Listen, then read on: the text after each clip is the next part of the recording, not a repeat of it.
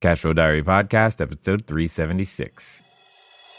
Welcome to yet another exciting episode of the Cashflow Diary Podcast, the podcast that teaches you insider tips, tactics, and strategies for creating leverage streams of cash flow into your life. Learn from top-performing entrepreneurs, business owners, investors, and thought leaders from across the globe as they share their secrets to success. Like what you learn on this and other Cashflow Diary podcast episodes? Go to learninvestingnow.com and sign up to receive powerful tips and information that will help you succeed as an entrepreneur and investor. Now, here's your host, investor, entrepreneur, business owner, educator, speaker, author, and master facilitator of Robert Kiyosaki's cash flow game, Jay Massey. All right, ladies and gentlemen, welcome to another episode of the Cashflow Diary Podcast. I'm your host, Jay Massey, and I'm glad that you're here today because I think today is a monumental day. One for me, but definitely for you, and I think 3 for the world. Why am I being so dramatic? Because we have today an example that I've always been telling you guys that you know we should be looking for, and I hope you spread this particular episode far and wide, because his story needs to be told and it needs to be heard. Now, today's guest has a couple of great distinctions. Chief among them, well, he's probably the first guest that's actually taller than me, which is great. But what does that mean? I have with me today former professional NBA player Mark Blount. Now, you're like, that's great. An NBA guy. What is that? How is that going to help build cash flow? Well, he's one of the ones that has made the transition. He started out as a player, but figured out how to play a new game after he got to play his passion for a number of years with a number of teams. And what I'm really excited about is to hear his journey. More importantly, learn the lessons of financial responsibility, financial education, how to build cash flow from none other than Mark Blount. Mark, how you doing? Doing great, Mr. J. Massey. Thanks for having me. Appreciate all the love. You're quite welcome. You're quite welcome. So here's what I'm thinking right now. First of all, yes, you are I think, if I'm not mistaken, you were definitely the first guest that's taller than me. But because this is the first time you are here on the show, I have to ask you the same question I tend to ask everybody else. You ready? I'm ready. All right. So I tend to look at today's entrepreneurs a lot like yesterday's superheroes. What do I mean by that? I think entrepreneurs and superheroes have a ton of things in common. Chief among them is that, occasionally as an entrepreneur, we think in our head that we are putting on cape and tights and saving our customers with our products and services, etc. Also, like a superhero, an entrepreneur has a beginning. Meaning, if you think about Spider-Man for a second, there was a time where, yes, we know him as Spider-Man, but he was originally just a college student taking photos for the newspaper, trying to make the ends of months come together so that he could eat. So my question to you is as follows. So before your franchises, before your real estate, before the work you do with Toys for Tots, before even the NBA, what we want to know is, who is Mark Blount? Mark Blount grew up in New York. Okay. Yonkers, New York, and worked his way down to Somerville, South Carolina. And during that period of time, Mark Blount was trying to figure out who Mark Blount was going to be at 12 years old. And, over the years of just staying after school and playing basketball and trying to figure it all out. That's where it all started coming together around 13, 14 years old that I think I can do this. So for the superhero part of it, that's why kids love superheroes, because they're amazing and they set a goal and they complete the task. So that's why I looked at the goal of becoming an NBA player and kept working until I got there. Indeed. Well, and you've got the distinction. I bet you there's been a number of people who really looked at you as that superhero. Yes. Oh, definitely. It's never even at 41. My old age, they still be able to torture me every day. But it's not the it's not the basketball. It's just it's the character. It's the way you carry yourself. They see it. It's a part of the whole. It's part of the whole package. Yeah, indeed. So let me ask the question that I believe is on everybody's mind, and I know it's on mine, if not theirs. Is what did you do? Why were you able to make such a successful transition? Whereas the news often reminds us of how many unsuccessful transitions there are. What was different? Well, I thought about it. I was a year off after retirement. I was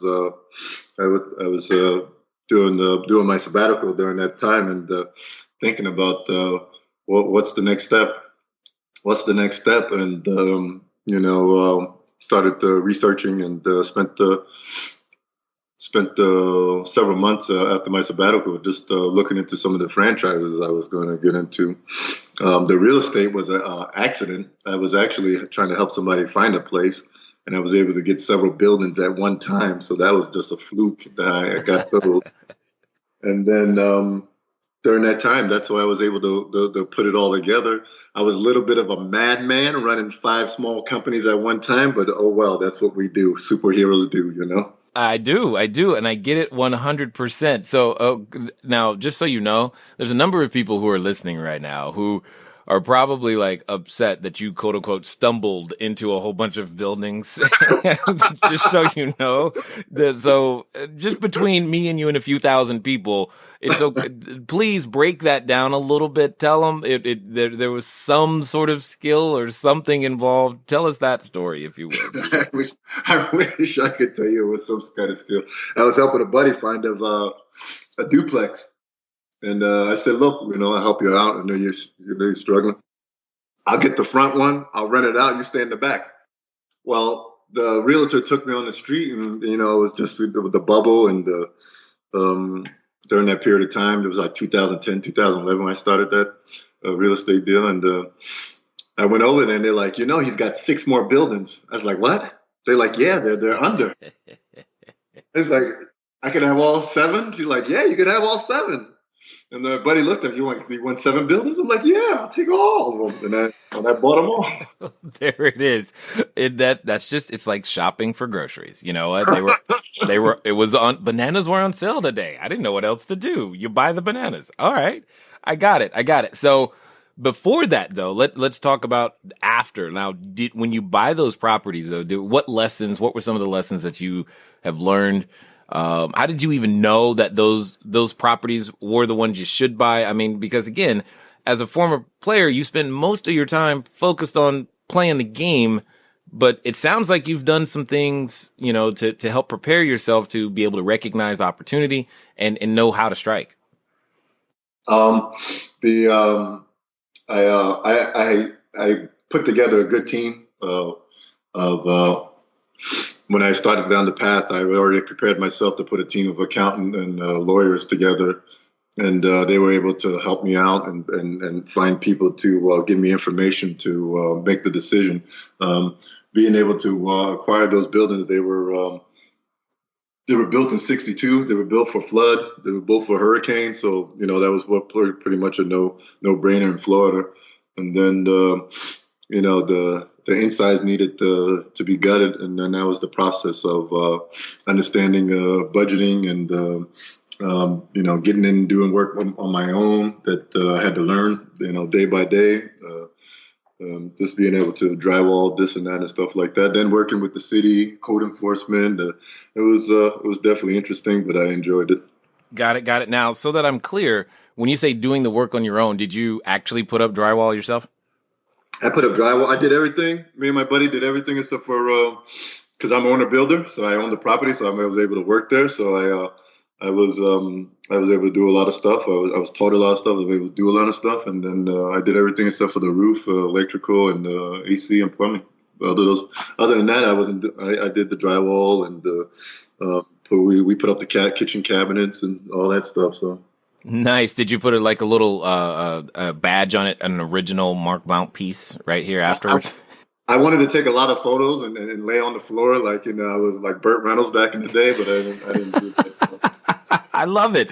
I love it. Okay. So this is interesting. So talk to me for a moment. As you're going through that, did any one of your former, teammates, et cetera, were they trying to understand what you were doing? Did that help them want to make the transition? Because the bug had to come from somewhere. The idea of, hey, I got to do something, real estate, it had to come from somewhere. And I'm curious as to how it influenced those that were around you as well. Well, while I was playing, I was renting homes. I was, personally, I bought 2 homes in Florida. So, after dealing with contractors and all this stuff, and some of the home sales, I was involved personally. I thought it was a good fit for me, just be able to learn how to do things, and then being able to be my own general contractor on the job, and figure it out and budget it and go from there. So that was more of ego in taking on that task. Nice. Totally understood. So how do you go from real estate then? Because there's this transition period where you're going from real estate over to franchises. What was that like? No, I was doing everything one time. Seriously, man? I was searching for locations. I was traveling to corporate, doing, I had to, you got to go to training. I was training. I was doing everything one time. Because you just like being overly busy? No, just I don't want to fail. I don't want to. I started. I got to finish it. I got to complete it. I got to make it work. That's just that's my to-do list. Interesting. So, would you say then, if I said the phrase "if it's to be, it's up to me," that's kind of something you embody? Exactly, because at that point in time, people were dependent on me. For some of the, for the franchises, employees are counting on me, corporate's counting on me to do, all that. So, I take all that and I feel all that, you know what I mean? Oh, I know exactly what you mean. I got a few hundred units and myself and a whole bunch of stuff going on. So yes, I get that, but which I think puts you in the perfect position to ask to answer this question, because I know there's a number of entrepreneurs or would-be entrepreneurs listening who are kind of afraid of that responsibility that you're talking about right there. They're like, man, I don't know if I can handle people depending on me. What if I fail? Did that thought ever occur to you? No. Of course not. Why would it? I'm going to make it happen. I'm going to go get it and make it happen. And this is I took on the project, and my buddies were like, you got 7 buildings, you got 14 duplexes. Mm-hmm. You got to rip them all out. You're going to build them back. What is your time frame? 1 year. He's like, geez. Right. He's like, we're going to die. I said, oh, well. Yes, indeed. But you're okay with that pressure. I'm okay with that. We did it. Do you think, okay, so then I have to ask this. In what ways did your experience as an NBA player prepare you for business? Just preparing. What do you mean? Just, every year you got to prepare for the season. You got to get ready. The season's over. You got to come back, add more stuff to your game. You got to be ready to adapt. Maybe you won't start this year. Maybe you'll be coming off the bench. So it's preparing yourself and preparing your mind and your body to get ready. That was every year in the NBA. Yeah. Then, okay. So being able to transition that over to business, where this is easy, man. I don't have to get on the plane and go to Cleveland. I don't have to go to Phoenix. I don't have to go to Miami. I come in every day at 5 a.m. if I want to and make sure this thing gets done. So wow. Okay, I just want to make sure I heard this really accurately. You just said that business is easier than the NBA. One of the interesting things about life, about business, about the things that you are trying to do is that oftentimes what you've done in your past can help you be informed about the future. Simply meaning, you say to yourself, I want to be this entrepreneur. I want to start in real estate. I want to do these things, but I've never sold before. I don't know the first thing about the money and all of these other questions that can run through the back of your head. Who's going to listen to me even? These are the things that we tell ourselves. Yet there's evidence surrounding us all the time that our prior quote unquote life actually applies to our future. For example, if you're a parent, if you've ever gotten your kids to go to bed on time, guess what? You probably got some skills here that will work. Interestingly, one of the best things to understand is that what you have already done should actually contribute to your future. So instead of thinking of yourself as starting at, 0, think maybe you're at least at level 1. Now, let's get back to the rest of the story. Some days I'm getting praised in the NBA. Some days I'm getting ridiculed. In real estate, some days my tenants praise me. Sometimes they ridicule me. It's the same thing. I just gotta go. You know what I mean? I do, and I'm learning that there's actually more similarities than differences. Is what that's what it hears. That's what I'm hearing, right? Exactly. Because if you're and what I really like about your story is that you're just pretty much building a different team, you changed your position instead of, being a player on the court, or if you're more like a general manager in the office. But you're a general manager that look, if I have to come down and play, I will do that. That's what I'm hearing. Exactly. If, I never put hurricane windows in, but if you show me 2 or 3 times, I'm sure I can do it. And I did it, so. I like it. Okay. All right. So now you're associated with not one, but 2 completely different franchises. Most people go one and maybe get multiple locations with that one, and they're like, okay, I'm good. But that's not good enough for you. So please explain the reasoning behind continuing to push so hard. I just, I don't understand mediocrity. I just go and just get it done. I just seize it. That's it. I want it, and I go after it. And going finding a franchise where I really don't know anything about cooking. I really don't know about this. So I really had to tone it down to something simple. And then it came. The Annie Ann's came to me, quick baking, blah, blah, blah. Mm-hmm. If I had to get in there and make pretzels, I can do that too. So I was like, okay, let me check it out. And I checked it out, and I roamed around and looked at some locations and talked with their people. And that's it. They were like, you shouldn't do this. I was like, let's do it anyway. And I bought 2 locations. He's like, you know what? I get the sense, Mark, as I'm talking to you, you wake up on a Monday and go, I think I want a KFC. I'll just buy the whole place. That's what I'm hearing. And you just go and you're not really concerned about the outcome as much as you're concerned about understanding that I'll figure it out along the way. And a number of people are afraid to be that way. Where do you think that comes from for you?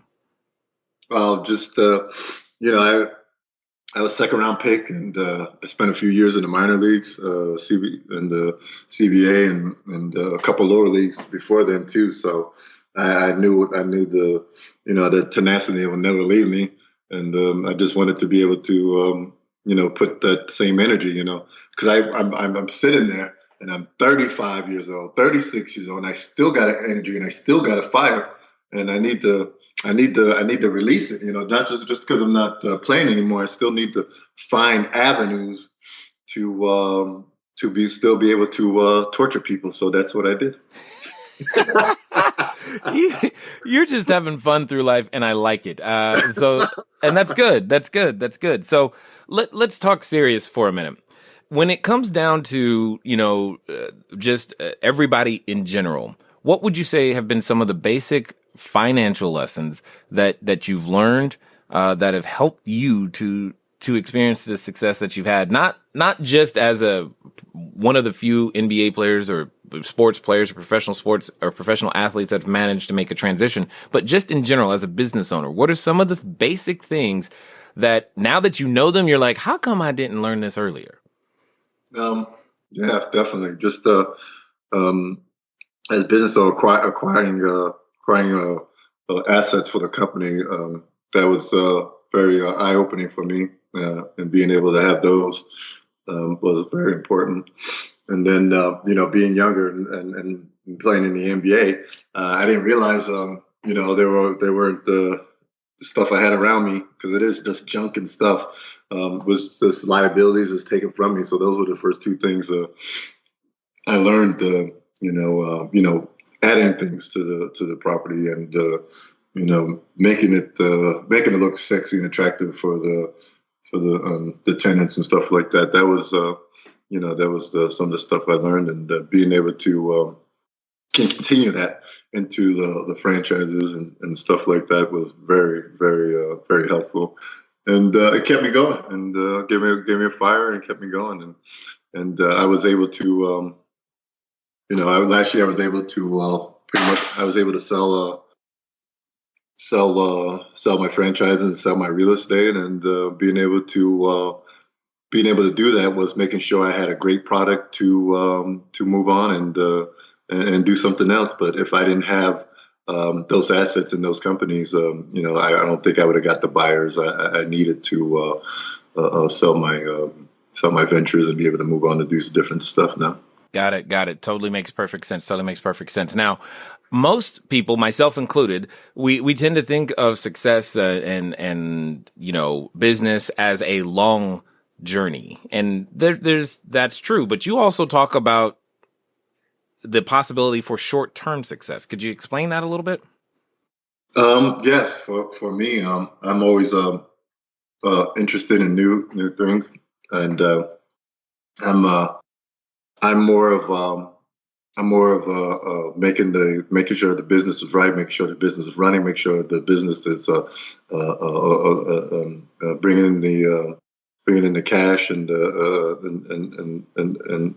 moving forward in the right direction.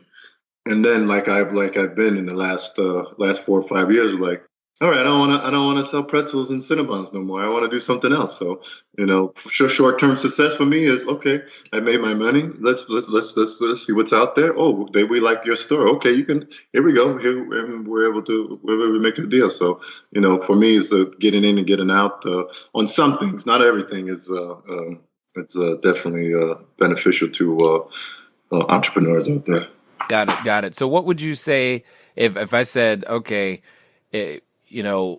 Mark, tell us what's next. What's the next? I guess in your case, let's go with 3-year plan, because it'll probably change after that. Probably will. I like it. This is good. But what do you see as what's next for you? What's that opportunity that you're really excited about when you wake up in the morning that's going to keep you pushing as hard as you are? Well, I'm still going to do stuff with the kids, and and be able to help them with information and help them grow, and teach them about their bodies and nutrition and stuff like that. With my 7 Wellness that I started last year camp, I'm going to do that. And then I think I know a lot of the stuff is rising in prices, but I think I'm going to get back into real estate deal, and try to not only make money, but try to inform individuals on some of the homes they're buying, and I think the most important thing is giving the new home buyers, first-time home buyers, the information on the certain products around the house. You look at HGTV and all that stuff, that shows them how to do it. But I think there's a chance for me to have somebody that's been there, done it, put his hands in the dirt and done it himself, to be able to, feel and touch me and be standing in their new home and like, look at this, you need to do this, and stuff like that. And that's probably some of the things I want to get into next. Got it. Excellent. This makes perfect sense to me. So when it comes down to it, at the end of the day, as you look at, the horizon of business and people and even those players and otherwise that are making decisions about their future, how important would you say it's been or would be for them to start a business, think about real estate? Is it optional in your mind? For them, I wouldn't advise players unless they really have somebody that they trust and love to start a business with and be able to make it grow. I'm more of old school. I need to be there every day. I need to see what you're doing, and I need to know what's going on. So that's the way I am. Yep, I like it. I like it. I get that. I mean, staying close is there's something to be said for that, and it makes perfect sense. I totally understand that 100%. So with all of that being said, let's pretend for a second that there's a player listening, wondering about, hey, what my future looks like. What would you tell that person to do? Your future looks like whatever you want it. You got to get up and go get it. I mean, that's I can't get it for you, but you got to get up with you got to find a passion that you feel passionate about, and I think that's the first and foremost. That's what I would start with the player. What are we passionate about? What do you know about? What do you like? And I think that I'll start with that, and we'll be able to talk about some different things. Indeed. Totally understood. Well, with all of that being said, I got a question to ask you because I'm curious. But before we get there, what I want to do is I want to give you an opportunity because I know you've got some new things going, and there's some people who are listening right now that might actually want to reach out and make contact and be able to get some more specific questions answered about their own journey. What's going to be the best way for them to catch up with you, to find out more about what you got going on, and just in general, stay in contact? Well, my email is Mark, M-A-R-K, at markblount30, BLOUNT.com. And my website is markblount30.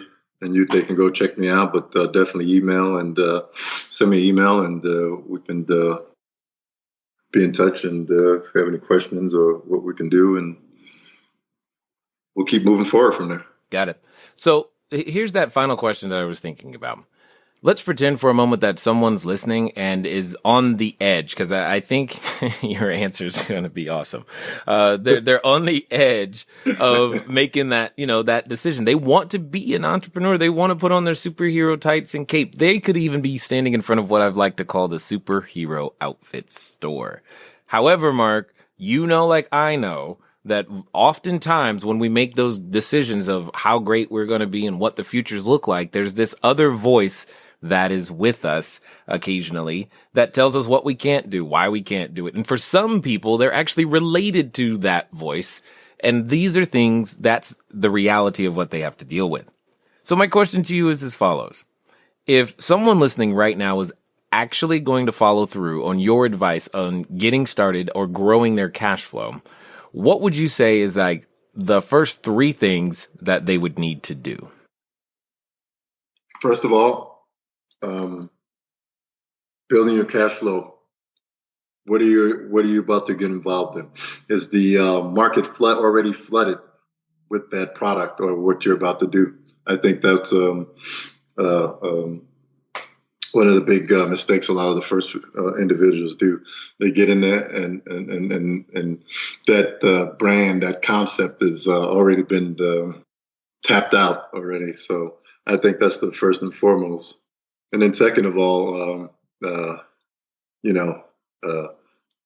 cash flow. How are you looking for, employees, rent, if not rent, gas for your food truck. I mean, all this needs to be, ironed out at least for, 1 to 3 years out if you're really serious about making money in your new venture. And then I think the third, employees, making sure that your team is solid from the top all the way down to the bottom. And, those are the three things I think will be beneficial for entrepreneurs looking for new things or being able to get into something, a new venture. Indeed. Well, what I want to say is I definitely appreciate the example that you have set and the path that you are laying down. And I certainly hope more professional athletes follow it for sure. And thank you for taking the time to share your knowledge, your insight, as well as your wisdom here with us today at the Cashflow Diary. Mr. J. Massey, thank you for having me, brother. You are quite welcome. All right, ladies and gentlemen, you know what time it is. It's time for you to move at the speed of instruction. What does that mean? That means get over to Mark Blount 30. Why? Because you heard something that inspired you or will inspire someone you know. So feel free to share this episode because at the end of the day, if we all go out there and become entrepreneurs, a rising tide lifts all boats. So let's go get it done. It's been fun talking to you guys today. I look forward to talking to you soon. Until next time.